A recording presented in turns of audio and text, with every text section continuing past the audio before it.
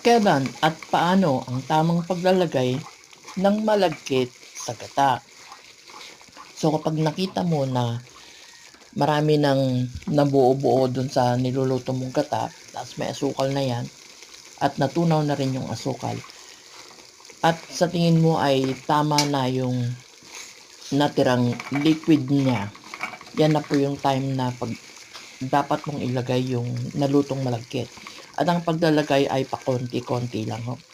Bakit pakonti-konti? Para mahalong mabuti at lahat ng parte ng malagkit ay malalagyan siya ng gata at saka nung lasa niya.